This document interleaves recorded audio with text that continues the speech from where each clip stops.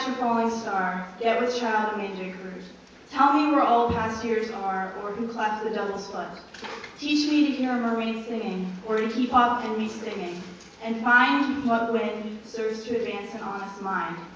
If thou be sworn to strange sights, things invisible to see, ride 10,000 days and nights, till age snow white hairs on thee.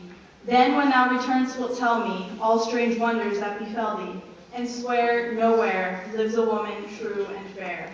If thou find'st one, let me know, such a pilgrimage were sweet. Yet do not, I would not go, though at next door we might meet.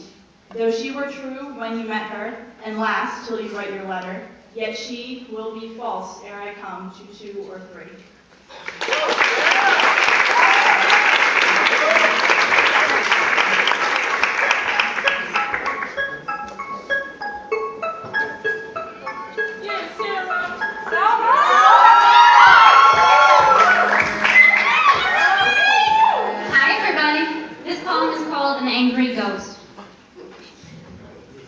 You were always in the house, a permanent fixture, a ghost held down, tied down by your overpowering feelings like ropes, or vines sprouting from your alcohol-soaked pores, tearing through your clothing, creeping and searching for more.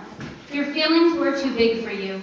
They spread out from your body, spilling, pushing over, pushing through, the walls and into all of us. But why should I have to feel your anger, have to feel your pain? When I was 11 or 14, the years of change, when I didn't know whether to be different or remain the same.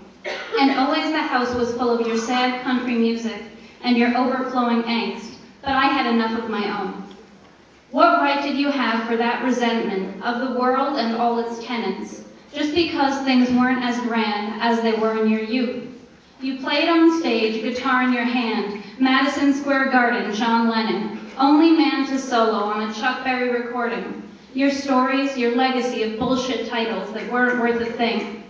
Heard so many times that every time I hear about Johnny B. Good, wishing to see his name in lights, I want to tell him he has no right to my attention. I want to tell him to get a real job like I wanted to say to you.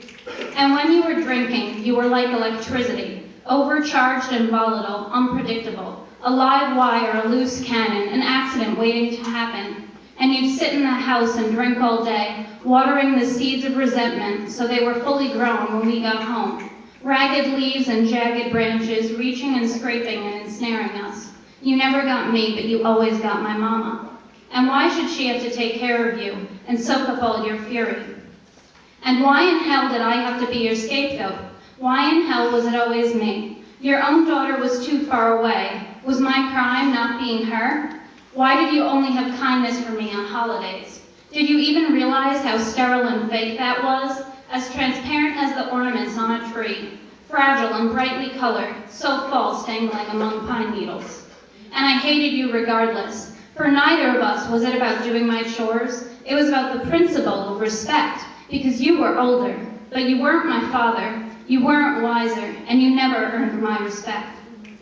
It was years and years our war waged on, your screams, my tears, the anger never gone. Complications and always the same implications. Was Mama yours or was she mine? We both knew there wasn't time for both of us to have her. But who were you to take my mom? She was mine first, and to make it worse, so you would not be hurt and fill the house with hateful words, she'd choose you, not me, time and time again.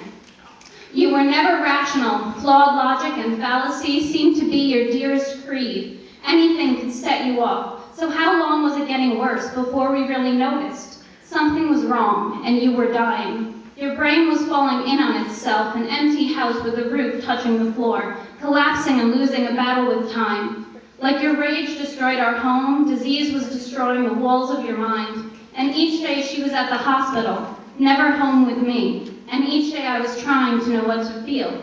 How could it be? How could it hurt to know you were dying, after years of trying to make you leave? Every day she came home looking older. How could you still hurt her lying empty in a hospital bed, under sheets that had known death and soon would know yours? And how could you? How could you leave like that? Never ever understanding how you made my life hell and leaving my feelings to sink and swell and catch and snag. Was I to mourn or celebrate the death of a man that I still hate?